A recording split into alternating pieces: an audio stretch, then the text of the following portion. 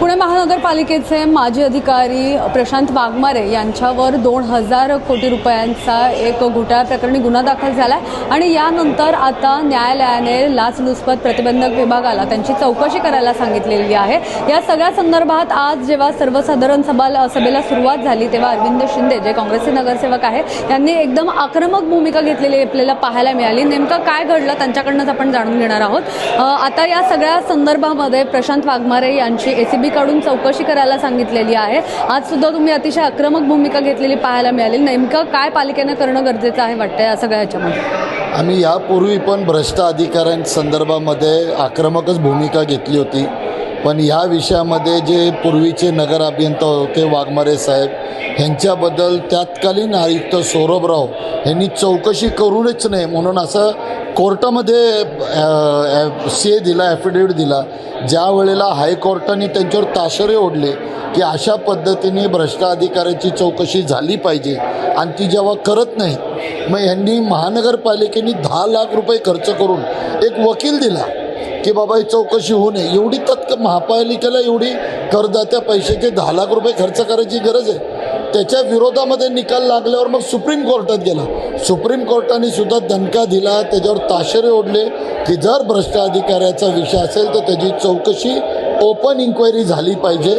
आणि म्हणून या महानगरपालिकेमध्ये तत्कालीन आयुक्तांवर काय कारवाई करणार, त्याचबरोबर 16 अधिकारी असे आहेत ज्यांच्याबद्दल अँटी करप्शननी पत्र पाठवलं पण आयुक्त त्याची परवानगी देत नाही, का देत नाही असा आमचा प्रश्न आहे। या जेव्हा तुम्ही हा मुद्दा उपस्थित केला तेव्हा तुम्हाला बोलू दिलं जात नव्हतं किंवा अनेकांकडून माईक सुरू करण्यात आले, बाकीच्यांकडून बोललं जात होतं, पण हे सगळं याच्यावर पडदा टाकण्याचा प्रयत्न केला जातो का आणि कोणाकडून हा पडदा टाकला जातो आणि का टाकला जातो? आपण सभागृहामध्ये बघितलं असेल ना, महापौरांनी आम्हाला दिली त्यातल्याच सभागृह नेते तर लय पुढचे पाऊल उचललं, त्यांनी माईकवर बोलायला सुरुवात केली, आमचा माईक बंद केला। माझं म्हणणं आहे असं काय आहे की एका भ्रष्ट अधिकाऱ्याला तुम्ही पाठीशी घालताय? काय आहे जर तुम्हाला जर पुणेकरांनी विचारलं तर काय उत्तर तुम्ही पुणेकरांना देणार? आणि जर उच्च न्यायालय सर्वोच्च न्यायालय जर सांगतंय की ओपन इन्क्वायरी झाली पाहिजे तर तुम्ही का होऊन देत नाही, हा आमचा प्रश्न आहे। तुम्ही जेव्हा बोलत होता तेव्हा तुम्ही महापौरांच्या समोर होतात आणि आयुक्तांकडे काही नावं आहेत असं तुम्ही उल्लेख केला। तुम्हाला काही माहिती आहे का ही नावं काय आहेत, आणखी कोण कोण याच्यामध्ये असण्याची शक्यता आहे? तुमच्याकडे काही नावं आलेली आहेत? आम्ही गेल्या 15-20 वर्षामध्ये अनेक अधिकाऱ्यांचे पुरावेनिशी अँटी करप्शनला आम्हीच तक्रार दाखल केली, त्याची पत्रसुद्धा इथं आलेली होती। पत्र आल्यानंतर जे काय राज्य सरकारने ह्यांना कवच दिलं की यांची त्या कलमाचा दुरुपयोग करून हे अँटी करप्शनला पत्र पाठवतात की ह्यांची चौकशी करता येणार नाही। त्यावेळेला अतिरिक्त आयुक्त असतील, आम्ही त्यांच्याबद्दल पुरावे दिले होते की ह्याच्यामध्ये कॉम्पिटिटिव्ह अथॉरिटीने तुम्हाला पत्र दिले, त्याच्यामध्ये निविदा प्रक्रिया न राबवणं, पात्रला अपात्र करणं, या सगळ्या गोष्टी। आणि ज्या वेळेला अँटी करप्शन पत्र देतं त्या अँटी करप्शनला हे त्या कलमाचा आढावा घेऊन आयुक्त चौकशी करता येणार नाही असं उत्तर देतात आणि त्यांचं पाठराखण करतात।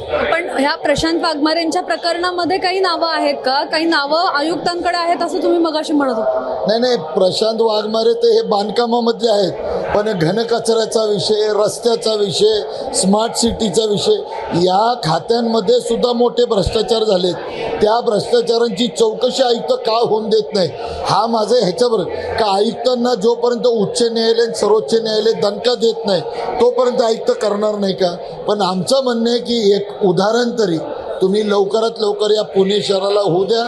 पुणे शहरात आज जे काही पाण्यावरचा प्रश्न, हे सगळे तुम्ही बेकायदेशीर बांधकामाला नियमित करण्याचं काम याच अधिकाऱ्यांनी केले, त्यांच्यावर कारवाई कधी होणार ह्याची अपेक्षा आम्ही बघतोय। पण आता तुम्ही म्हणताय वकील पण यांच्याकडूनच दिला जातो, एवढी मोठी रक्कम दिली जाते, खरंच आता कारवाई होईल असं वाटतं का? म्हणूनच सांगतो ना की राज्य सरकार आणि पुणे महानगरपालिकेचे सत्ताधारी ह्यांची किती ह्यांना वाचवतात हेच आम्हाला बघायचंय। म्हणून आता कोर्टापर्यंत विषय गेलाय, कोर्टाचे आम्ही आभार मानू की कोर्टाने डायरेक्टिव्ह दिले की चौकशी झाल्या पाहिजे। आता हे करून देतात की नाही देतात हा प्रश्न होता। नक्कीच सर, या सगळ्यामध्ये आक्रमक भूमिका घेतलेली आपल्याला यांनी पाहायला मिळाली, त्यामुळे आता ही चौकशी होतीये का आणि या चौकशीमध्ये नेमकं काय काय समोर येतं हे पाहणं महत्त्वाचं असणार आहे। कॅमेरा पर्सन अजय गांगुडेसह मी मोना येनपुरे, सिविक मिरर, पुणे।